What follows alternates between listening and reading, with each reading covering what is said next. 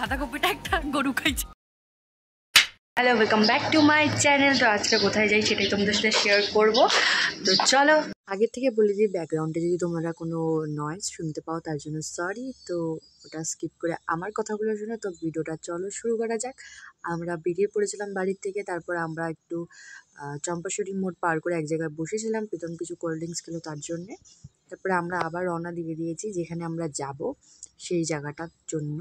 যেহেতু আমরা কেউ জানতাম না লোকেশনটা, তো আমরা গুগল ম্যাপও দেখিনি, তো আমরা আশেপাশে শুনে শুনে যাচ্ছিলাম। আর কিছুটা দূরে গিয়েই রিসর্টটির হোর্ডিংটা লাগানো ছিল, তো সেই হিসাবে আমরা সেই জায়গা যাচ্ছিলাম। আর তোমাদের বলবো, তোমরা যদি এই জায়গাতে আসো তাহলে দিনের বেলা এসো, সেটা বেশি সেফ হবে। কারণ কি রাত্রেবেলা প্রচণ্ড অন্ধকার হয়ে যায়, চারপাশটা খুবই ফাঁকা। আমি বলবো তোমাদেরকে উইকডেজে আসতে না, কারণ উইকডেজে প্রচণ্ড পরিমাণে ভিড় থাকে, কারণ সবার ছুটি থাকে আর সেদিনই সবাই যায়। আর তোমরা গিয়ে সেভাবে এনজয় করতে পারবে না, কারণ সুইমিং পুলটা প্রচণ্ড নোংরা হয়ে যায়, যার জন্য তোমরা বেশি মজা করতে পারবে না। আর এখানে আমরা চলে এসেছি, দেখতেই পারছো। আর এই যে সেই সুইমিং পুল, এত মানুষে তখনও রাত্রিবেলা জলের মধ্যে ছিল। আর এখানটায় হচ্ছে দুটো রুম আছে, তোমরা চাইলে সেটা নিতে পারো। 2000 টাকা করে ভাড়া। আর সেটা যেহেতু বুকিং ছিল তার জন্য আমি দেখাতে পারিনি।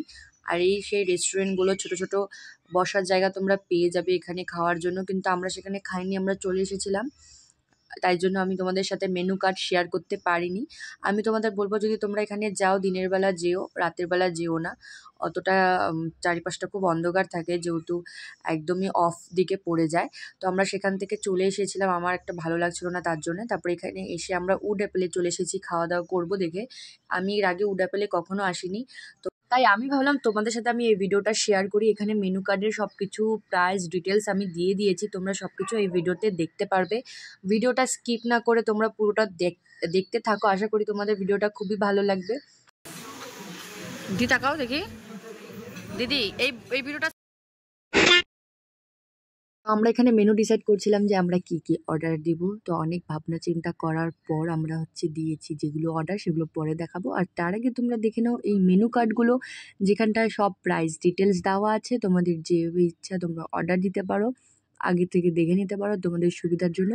মেনু কার্ডটা আমি দেখিয়ে দিলাম, তো তারপরে তোমরা এনজয় করো এই সুন্দর একটা অ্যাম্বিয়েন্স।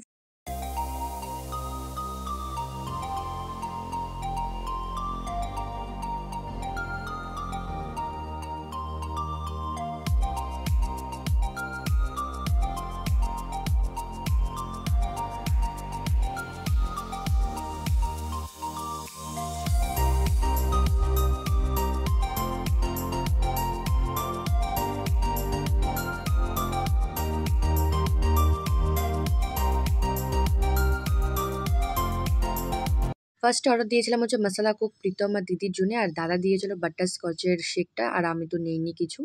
আর এখানে আমাদের সেকেন্ড খাবার চলে এসেছে, এটা হচ্ছে চিকেন বাটার ফ্রাই ছিল। আর আমারটা খুবই ভালো লেগেছে, সত্যি বলছি, তোমরা অবশ্যই এটা ট্রাই করতে পারো। আর এটার সাথে যে ক্যাপসিকাম ফ্রাই করে দেয় ওটাও ভালো খেতে সত্যি। আমি এখন একটু ডায়েট করছি, যার জন্য আমি খুবই একটু কম খাই, মানে সপ্তাহে চিকেন এখন থেকে আমি একবারই খাবো। আর অনেক সময় না খেলেও চলবে, আমার কোনো অসুবিধা নেই।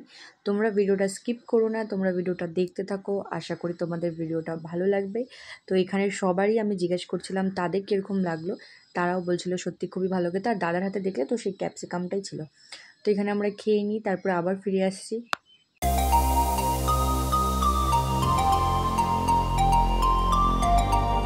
এখানে আমরা আরেকটা স্টার্টার্স অর্ডার করেছিলাম, সেটাও চলে এসেছে। আর এটা ছিল বারবিকিউ চিকেন, মেবি, আমি নামটা খুব একটা মনে নেই, কিন্তু প্রাইস নিয়েছিল তোমার 260 নাকি 280 ছিল। তো খেতে খুবই ভালো ছিল, তোমরা এটাও নিতে পারো। আর কোয়ান্টিটিও খুবই ভালো ছিল, আমরা 4 জনের আমাদের পেটটা অলমোস্ট ফুল হয়ে গেছিলো এটা খেয়ে।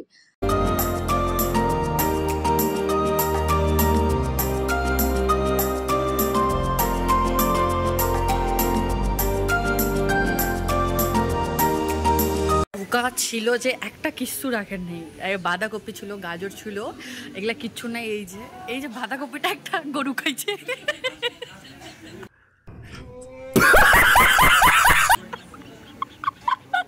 ওই জায়গায় চলে গেলে কি হতো না, দিকে ভেজ বলে।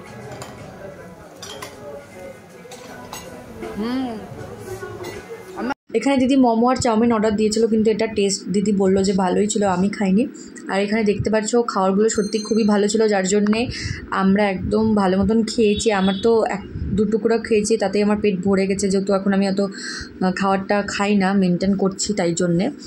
আর সত্যি বলছি, দিদিও বললো মোমোটা খুবই টেস্ট, তোমরা অবশ্যই আসতে পারো। আর ভিতরে আরও সিটিং এরিয়া আছে, কিন্তু সেখানে যেহেতু ভিড় ছিল তাই জন্য আমি সেখানের কোনো ক্লিপ নিতে পারিনি। আর দেখো দাদা কীভাবে খাচ্ছে, দাদা বুঝতে পারে না যে আমি ক্যামেরা করছি। যাই হোক, তো তোমরা চাইলে ভিতরেও বসতে পারো, ওই যে ভেতরে দেখবা সিটিং এরিয়া আছে, কিন্তু যেহেতু ভিতরে অনেক লোক ছিল তাই করতে পারিনি আমি ভিডিও।